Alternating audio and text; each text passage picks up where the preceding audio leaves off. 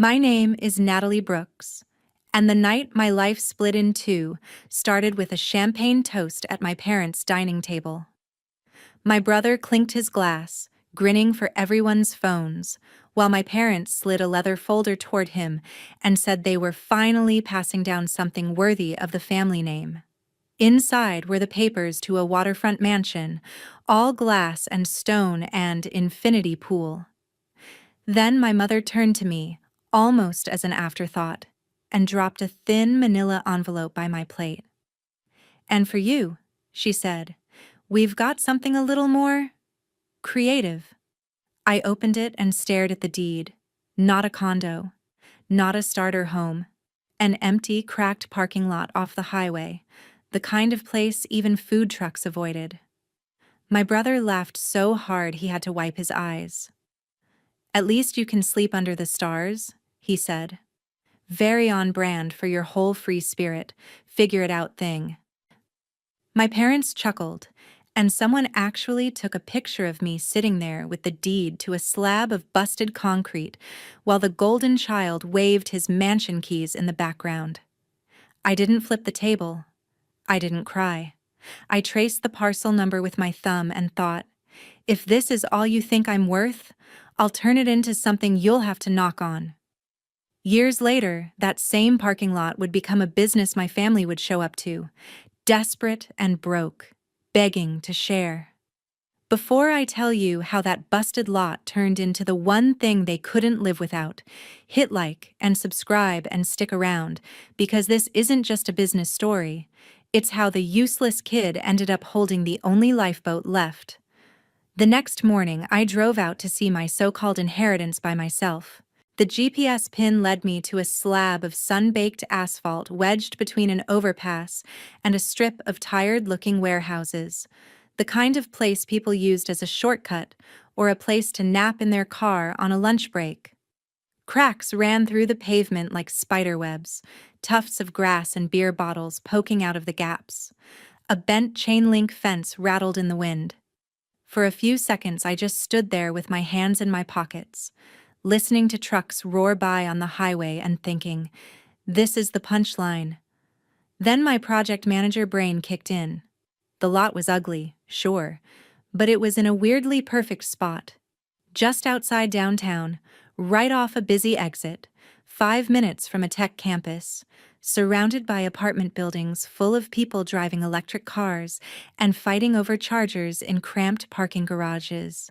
Before my brother ever cared about market potential, I'd already spent years managing renewable energy projects and helping an EV startup scout sites for charging stations. Standing on that busted concrete, I realized my parents had accidentally handed me something they didn't understand: high-visibility land in a city obsessed with green branding.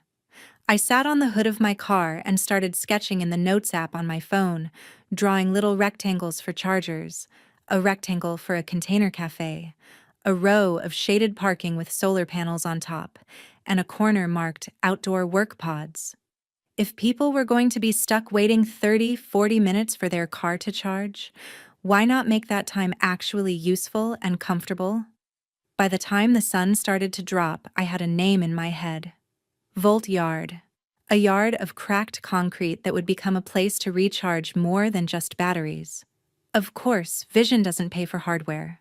I had some savings, but not enough for fast chargers and solar canopies. Banks loved my credit score until they heard new business and parking lot in the same sentence. Then suddenly, every loan officer thought I was out of my mind.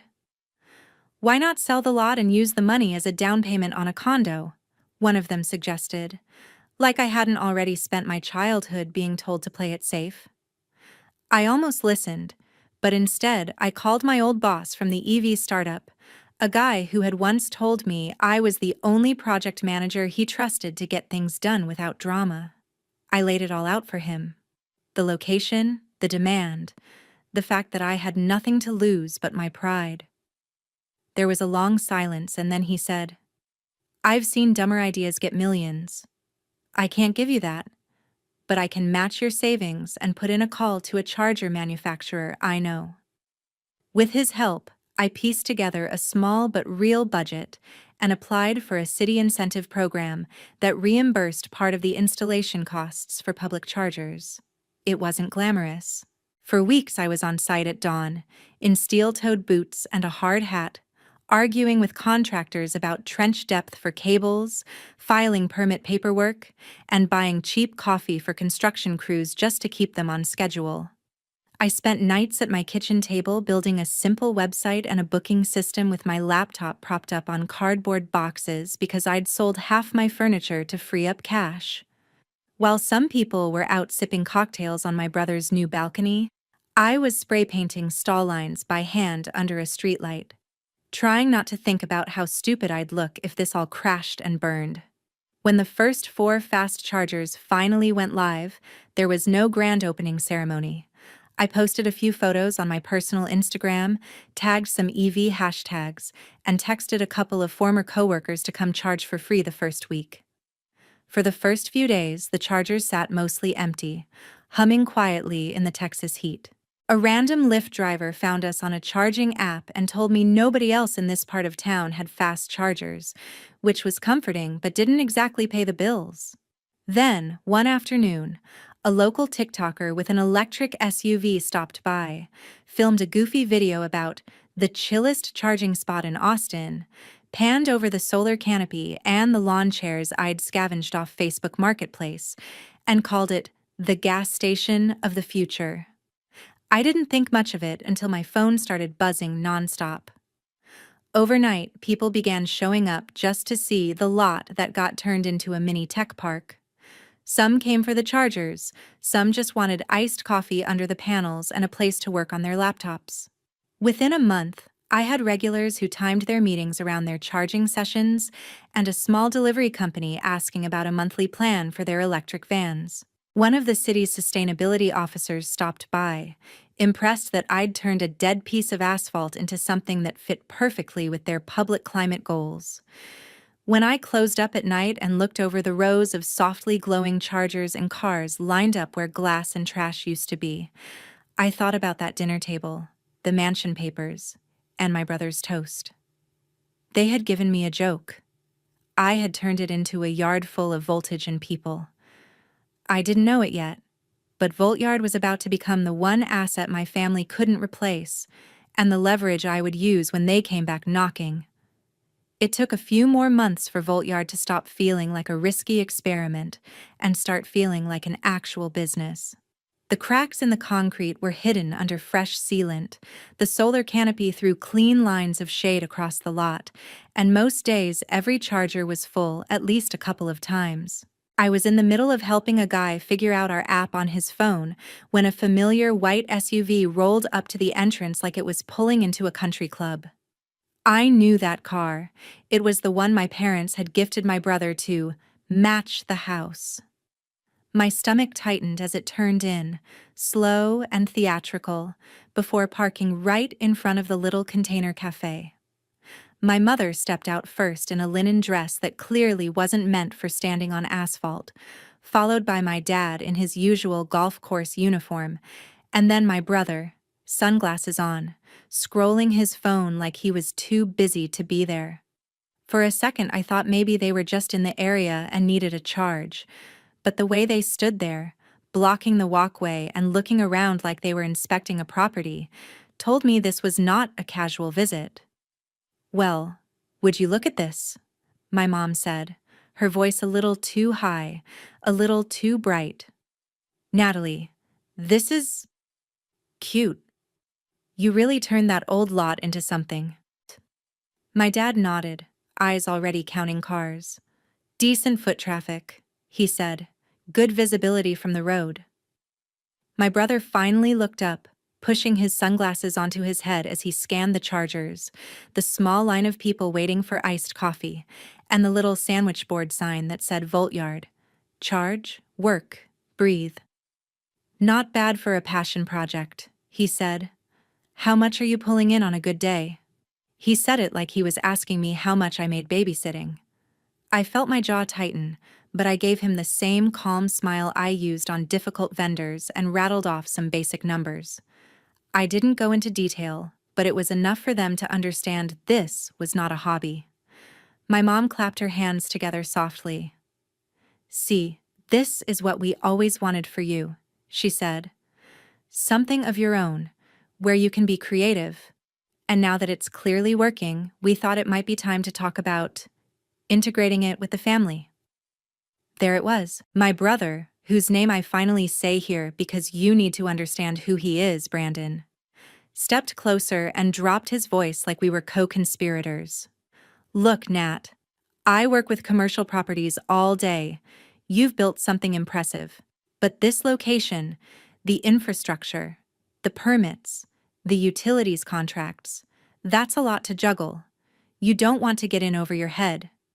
If we bring Voltyard under our umbrella, I can handle the financial side, leverage some contacts, maybe line up expansion. You focus on the experience stuff you're good at. We split profits. Everyone wins." The way he said experience stuff made it sound like I was arranging fairy lights, not signing vendor agreements and managing demand curves. My dad chimed in. "Our company name on this would add credibility. Banks love our track record, investors too. You're doing great for starting from nothing, but imagine what you could do with real backing." I looked past them at the chargers, at a woman in scrubs leaning against her car, catching up on emails between shifts, at a college kid hunched over a laptop inside the cafe, at a delivery driver stretching his legs under the solar canopy. These people didn't show up because of my family's last name. They showed up because I'd made something that solved a real problem in a place they needed it. "So," Brandon said, using that smooth tone he probably used on buyers, "here's what I'm thinking. We take a majority stake, something like 51%, so we can really steer growth. You keep a nice chunk, of course, and a salary. We restructure some of your agreements, bring in my accountant, tighten everything up. You'll thank me when it's franchised." He smiled like he was doing me a favor, like the girl with the parking lot should be grateful the golden child was willing to touch her project. I let them talk themselves out, every word making it clearer that they didn't see Voltyard as my lifeline or my work. They saw it as an untapped asset that somehow slipped through their fingers at that dinner table. "No," I said finally. It was almost funny how all three of them blinked at the same time. My mom laughed nervously. "Sweetheart, no to what? We're just brainstorming." I shook my head. "No to bringing it under the family. No to giving Brandon control. You already divided things. He got the mansion, remember? I got the cracked lot. This," I gestured around us, "is what I built from that. It's not going under your umbrella." Brandon's jaw tensed. "You're being emotional," he said.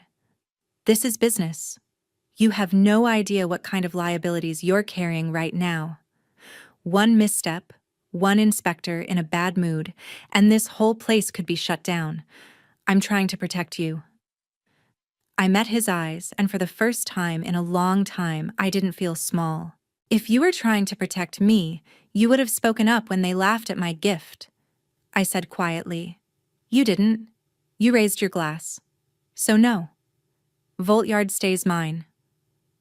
For a heartbeat, nobody spoke. Then my dad's face hardened. "Don't come crying to us if the city decides they want this land back," he said. "Prime real estate doesn't stay in the hands of amateurs forever." They left without charging, without buying a coffee, just climbed back into the SUV and rolled out the way they came, leaving the smell of expensive cologne and entitlement in their wake. I watched them go, knowing deep down that this wasn't the end of it. They'd seen the money. They weren't going to walk away quietly. By the time my brother finally called me, Voltyard had become steady enough that I didn't wake up every morning wondering if I'd have to shut the gates for good. We weren't printing money, but the chargers were busy, the cafe was humming, and I had just signed a contract with a small delivery fleet that needed a reliable place to juice up their vans. So when my phone lit up with Brandon's name in the middle of a Tuesday afternoon, I actually checked twice to make sure it wasn't a pocket dial. He never called me unless there was an audience. "Hey, Nat." he said when I answered, his voice weirdly flat. No fake cheer, no sales pitch tone. You got a minute? I stepped into the tiny office behind the cafe, shutting the door on the noise of blenders and laughter. What's up? I asked, already bracing for some backhanded comment about how he'd thought more about his offer. Instead, there was a long pause, and I heard him exhale like he'd been holding his breath for days. Can we talk in person? He said. Somewhere near your place. Coffee or whatever. I'll come to you. Brandon, offering to come to me, sounded wrong enough that I agreed. We met an hour later at a cramped coffee shop a block from Voltyard, the kind of place that smelled like burnt espresso and paper cups. When he walked in, I almost didn't recognize him. His shirt was wrinkled, his eyes had dark circles, and there was a tightness around his mouth I'd never seen before. No sunglasses, no swagger, just a guy who looked like he'd slept in his car. He sat down across from me, wrapped both hands around his coffee like he was cold, and didn't bother with small talk. I need your help, he said. I leaned back. Okay, I said slowly. With what? He laughed once, a short, ugly sound. The market turned on me, he said. Rates shot up, deals fell through, buyers walked. I was overleveraged on some projects. Nothing insane. But then, everything hit at once. He started listing things like he was reading from a disaster checklist. A luxury condo development that stalled and blew through its construction loan. Short-term rentals that sat empty while property taxes climbed. A string of speculative land deals that looked brilliant when money was cheap and now looked like anchors. I had to refinance the house, he added, eyes flicking up to mine and away again. Twice. Tapped the equity. It'll be fine if I can just bridge the next few months. But the bank's breathing down my neck. They're talking foreclosure if I don't catch up. I felt the words like distant thunder. The mansion, the glass and stone palace they'd toasted at that dinner, suddenly not as untouchable as he'd thought. How much? I asked, my voice coming out more even than I felt. He swallowed hard. 150, he said. To get current and keep the wolves off while I unload some stuff. I'll pay you back. With interest, whatever number you want. I'll sign whatever paperwork. Hell, I'll give you a lien on a property I'm selling. I just need time. I stared at him, really stared, at the brother who had raised his glass when I got a parking lot, who had told me he needed 51% of Voltyard to protect me. Now he was sitting here asking me to protect him from the consequences of every risk he'd taken like the rules were different for him. Why me? I asked quietly. You have clients, partners, mom and dad? Mom and dad are tapped, he said, too fast, like he wanted to get it over with. The company's not doing great. Projects delayed, loans called, you know the drill. They're juggling their own fires. I thought... He hesitated, looking at the scarred tabletop. You're the only one in the family who has liquid cash flowing in, and you're not exposed the same way. If I lose the house, it's over. No one takes you seriously in this business if the guy who sells dream homes can't keep his own. There it was again. The hierarchy laid bare. His house wasn't just a house. It was an identity he'd built everything on. Me, I'd built my identity on the assumption that nobody was coming to save me. I took a slow breath. Brandon, do you remember that dinner? I asked. When they handed you the mansion and handed me a joke? He flinched. I remember you getting a lot, he said weakly. And I remember you toasting, I said. I remember you laughing about me sleeping under the stars. I remember you pulling up to Voltyard in that SUV and telling me I didn't know what I was doing, that I needed you to take control before I screwed it up. He lifted his hands. Nat, come on. That was before I saw how serious you were about it. I misread, okay?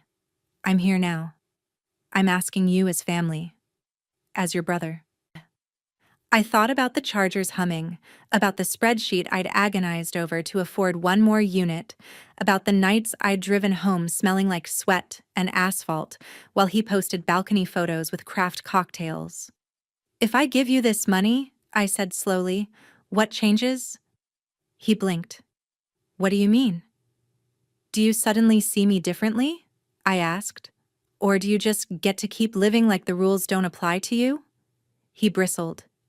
"I'm not asking for a handout, it's a loan. I'm offering equity, paperwork, whatever makes you feel safe. I just need someone to throw me a rope before the bank cuts it." A year ago, I might have folded. I might have heard, "We're family," and handed him everything I had just to be included.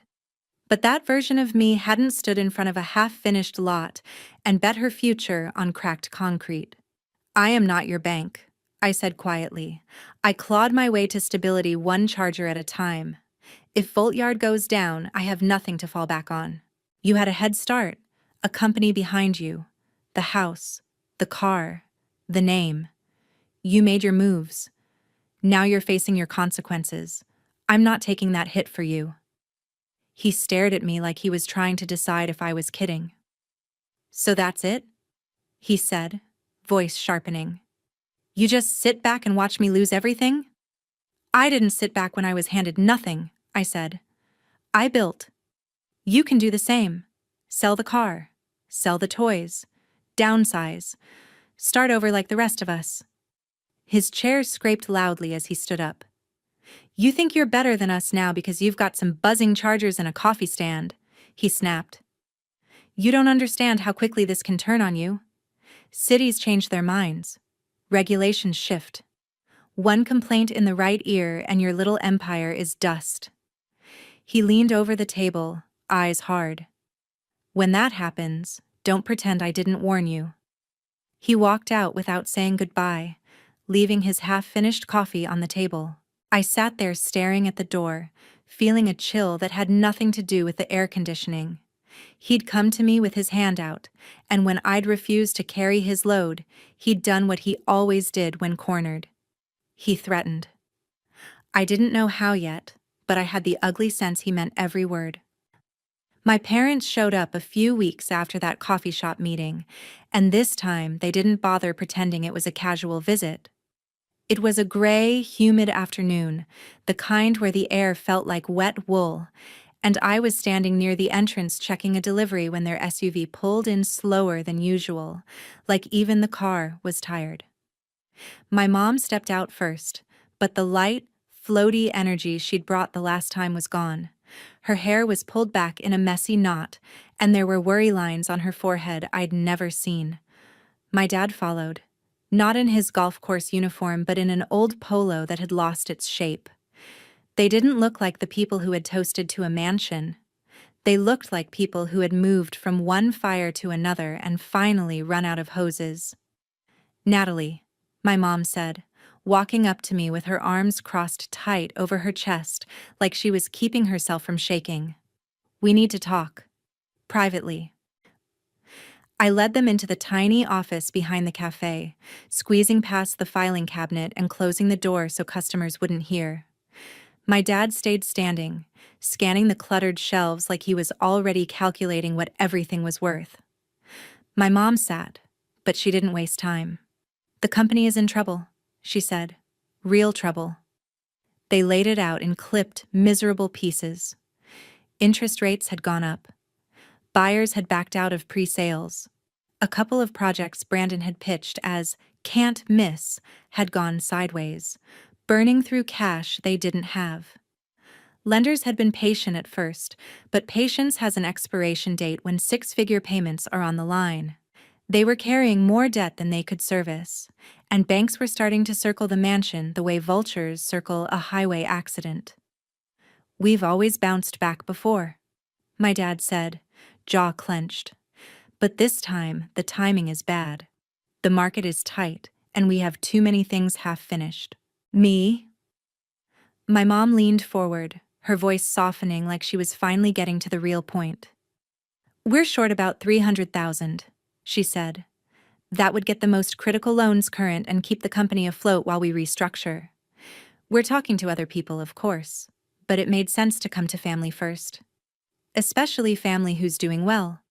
She said that last part while looking pointedly at the spreadsheet taped to the wall behind me, the one tracking charger usage and cafe sales. I took a breath, feeling that familiar squeeze in my chest. You want me to give you $300,000? I said slowly, just to hear how it sounded out loud. We want to borrow it. My dad snapped, as if the wording made all the difference. With interest. We're not asking for charity. My mom jumped back in before I could answer. Think of it as investing in your own inheritance, she said. If the company goes under, everything we built, everything Brandon has been working on, it all disappears. The house, the properties, the name, this keeps it all intact. You help us through this rough patch, and one day it all comes back to you and your brother, stronger than ever. The way she said your brother made it sound like he was still the default main character, and I was the side quest. I thought about nights I'd driven home from the lot with pain on my hands, about selling my couch, about going to 3 different banks and being treated like a kid playing business.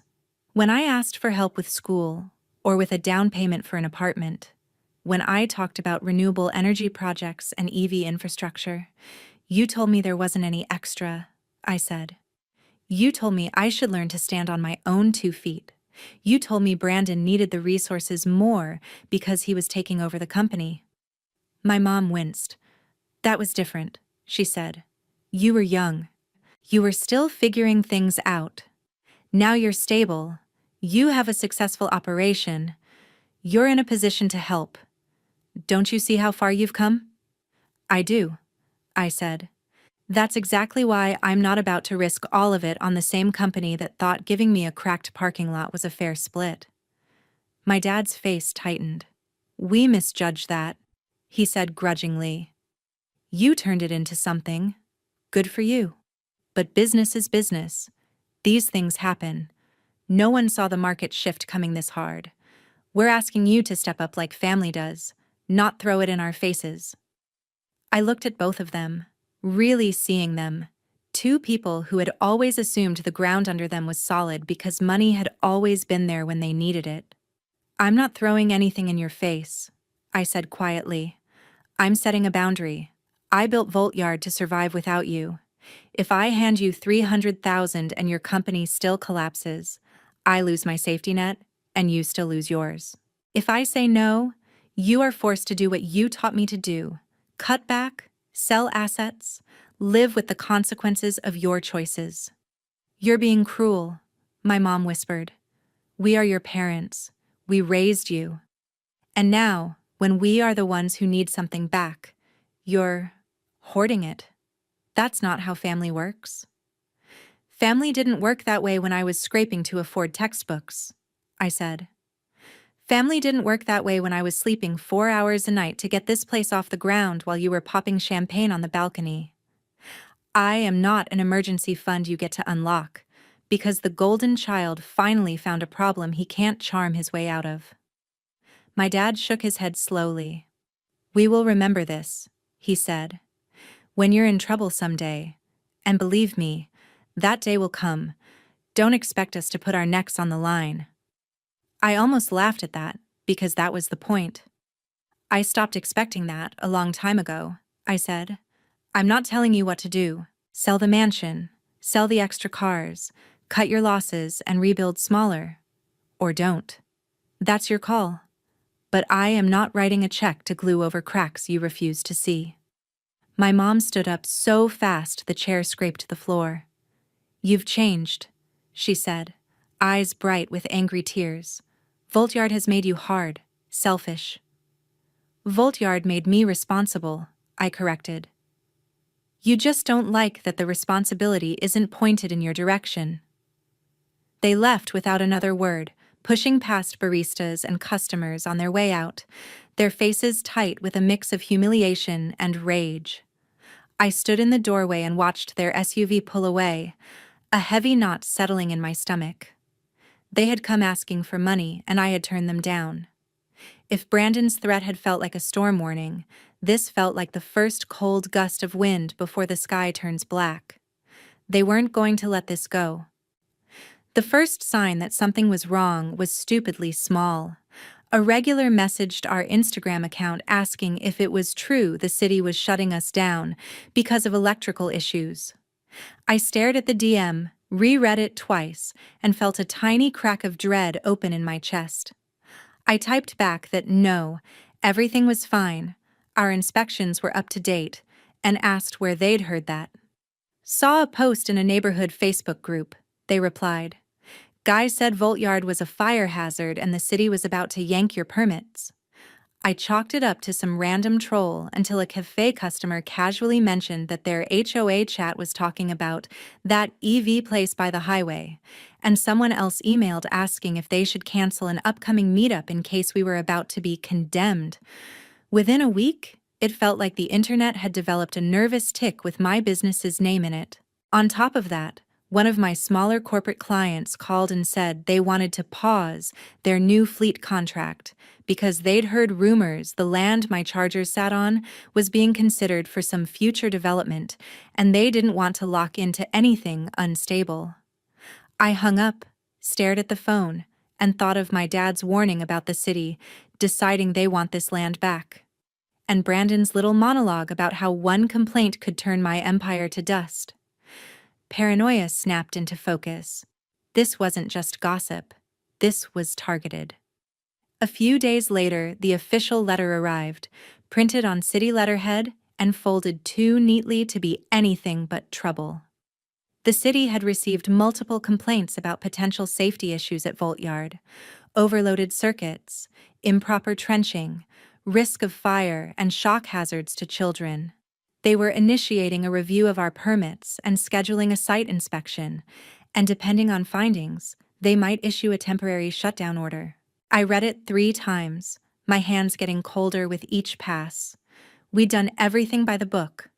I had contract specs, inspector sign-offs, third-party reports. But I also knew how bureaucracy worked. A nervous inspector and a pile of anonymous complaints could stall my cash flow long enough to kill me.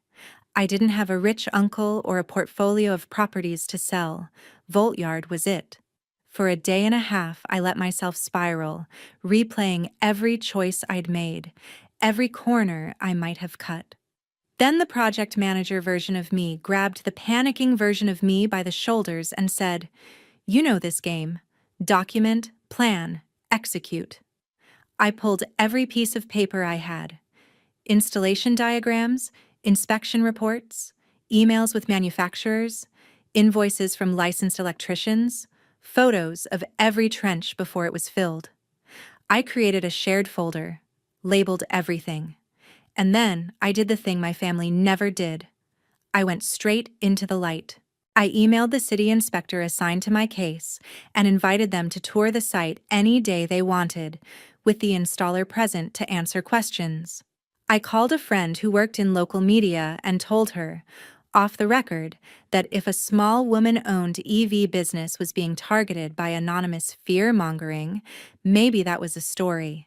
Then I designed flyers for a Voltyard Safety Open Day, free coffee, discounted charging, live Q&A with an electrical engineer and a fire marshal who volunteered through a climate action nonprofit I'd supported. If people were going to whisper that my chargers would set their hair on fire, they could at least come look at the wiring while they did it. The inspection day came hot and bright. The city inspector walked the site with a clipboard and a practiced frown while I and the lead installer followed, answering questions, pointing to grounding rods and breaker boxes like tour guides. They took notes, asked for copies of certain documents, and left without saying much. That night, the open day drew more people than I dared hope. Curious neighbors, EV drivers, a couple of city staff, even a few skeptics who clearly came ready to be mad but left holding free iced coffee and a pamphlet about how much safer properly installed chargers were than improvising with extension cords. I live-streamed the whole thing on our social accounts and posted the replay everywhere the rumors had popped up. For a moment, it felt like maybe transparency alone could diffuse whatever my family had set in motion. Then, the next letter came. The city council was scheduling a public hearing to discuss concerns raised regarding EV charging safety and land use in the corridor where Voltyard operates. People had submitted written testimony. One of them was long, detailed, and signed only, a concerned local real estate professional. It referenced inside knowledge about future zoning, suggested Voltyard was a temporary, dangerous use of land that should be reclaimed for higher value development, and used technical-sounding language that someone in my industry would recognize as half-true, half-distorted nonsense. If I hadn't already suspected who was behind this, that line would have given it away. It sounded like someone who lived at zoning meetings. It sounded like Brandon. The night of the hearing, I sat at a long table in a stuffy room under bad lighting, a microphone in front of me, and a stack of neatly tabbed folders at my elbow. Behind me sat a handful of Voltyard regulars who'd shown up on their own time because they didn't like bullies. To the side, in seats they clearly thought were discreet, were my parents and Brandon, dressed like they were attending a business luncheon instead of a public flogging. They didn't look at me, and I didn't look at them. Not yet. A council member read the complaint into the record, including the part about inside knowledge, then turned to the city staff. The inspector who had toured my site cleared their throat and, bless them, simply told the truth. They'd found no code violations. The installation met or exceeded requirements. The permits were in order. There was no basis from a safety perspective to shut us down. That should have been the end, but the council had also asked their IT department to look into the origin of some of the more persistent anonymous emails that had flooded their inboxes about Voltyard over the last few weeks. Our systems flagged that many of these messages, including the one signed "Concerned Local Real Estate Professional," originated from the same domain. The tech guy said calmly into his mic, "HayesDevelopmentGroup.com." The room went still. My parents' last name echoed off the walls like a gunshot. Brandon went pale under his tan. I heard a murmur ripple through the seats behind me. Some of those people knew exactly who Hayes Development Group was. A council member turned toward the row where my family sat. "Is anyone from Hayes Development present?" she asked.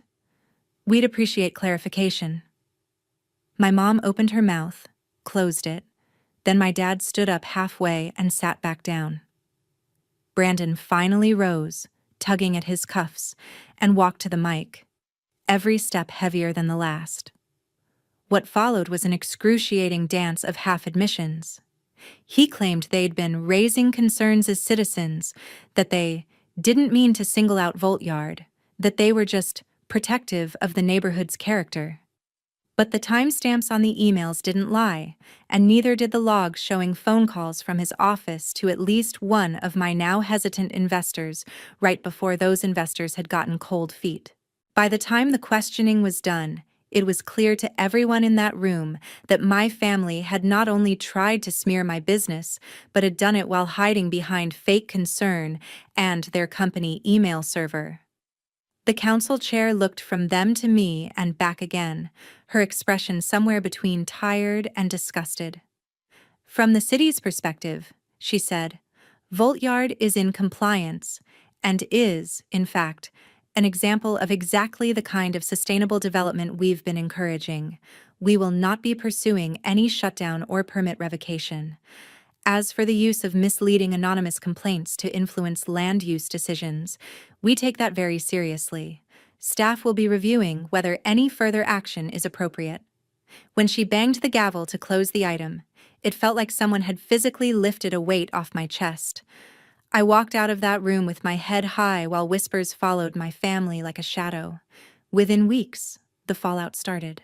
A local business journal ran a piece praising Voltyard as a resilient story and, almost as an afterthought, mentioned that a well-known development firm had been caught trying to kneecap it through anonymous complaints.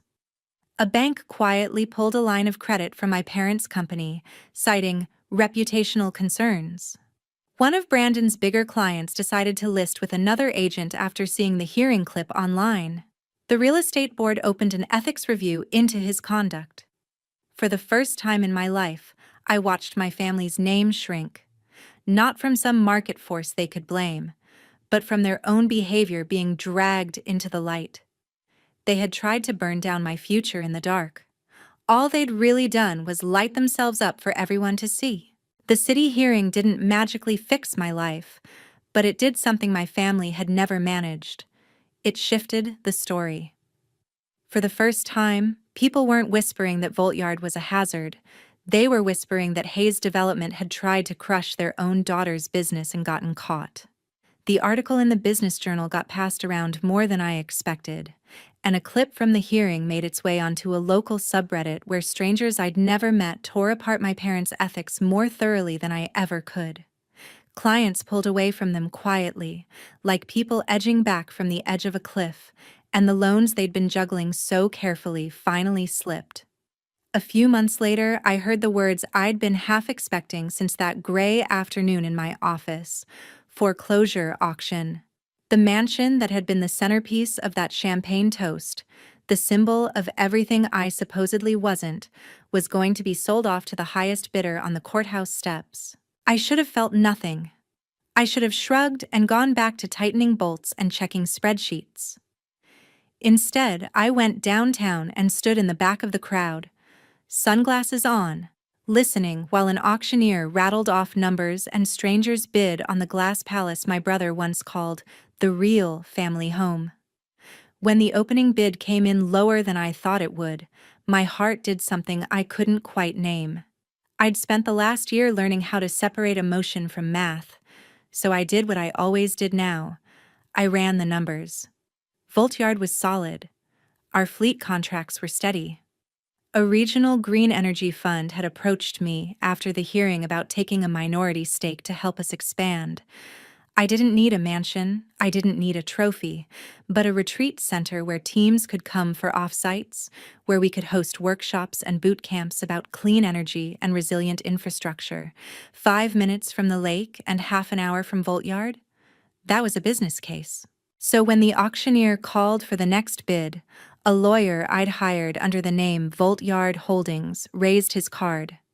A few minutes and a handful of raises later, the gavel came down. Just like that, the house that was worthy of the family name belonged to the daughter they'd handed a parking lot. I drove out to see it a few days later.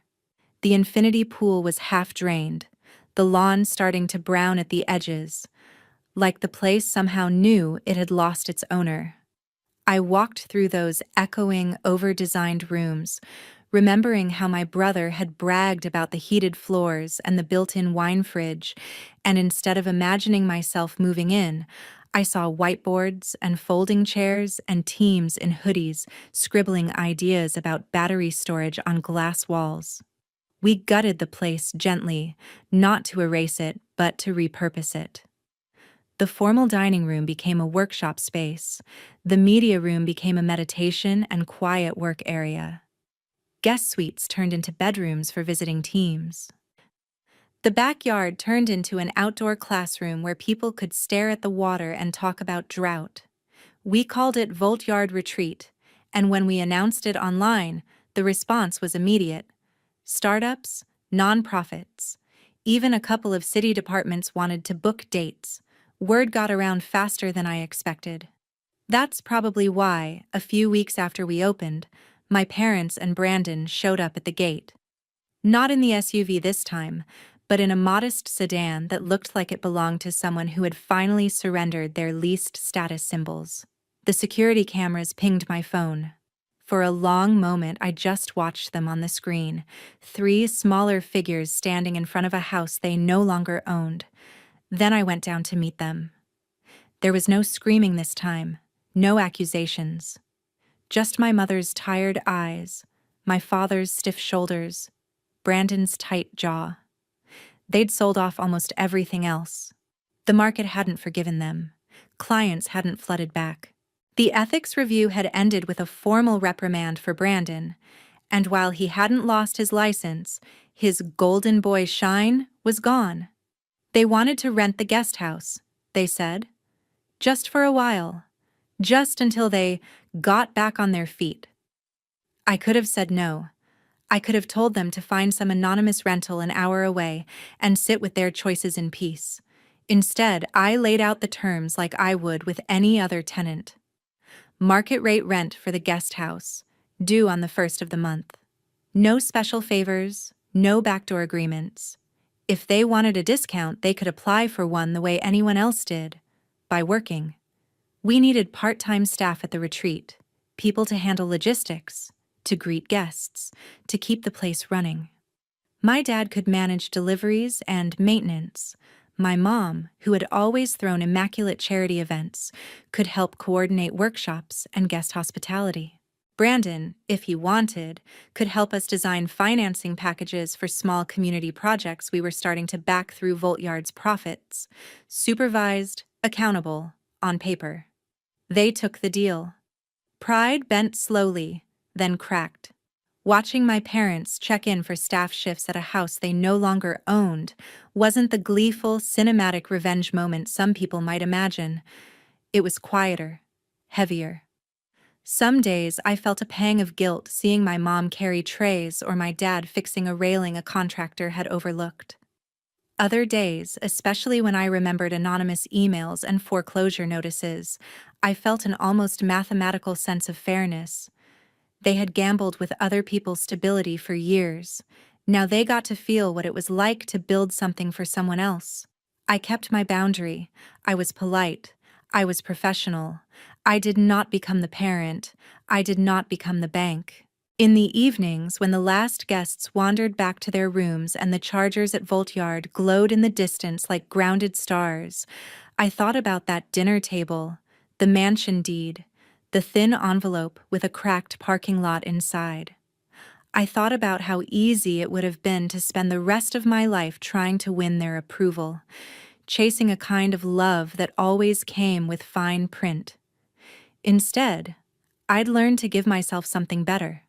Stability that didn't depend on their mood swings or their investments, and a sense of worth that wasn't tied to a house view. If there's a lesson in all of this, it's not cut your family off the second they disappoint you, and it's not forgive and forget like nothing happened. It's that you're allowed to set a price on access to your life, and sometimes the price is simply treating you with basic respect. You don't have to fund other people's bad decisions just because you share a last name. You don't have to light yourself on fire to keep the golden child warm. I used what they tried to use against me, a cracked lot, a quiet threat, a smear campaign, as fuel to build something they couldn't control. In the end, they didn't just lose a mansion. They had to knock on the door of the person they once saw as disposable. And yeah, I opened it. But on my terms. Have you ever watched someone in your family gamble with your future like it was nothing and then come back asking you to save them? If you were sitting where I am now, would you let them in? Or would you finally make them feel every inch of the distance they created?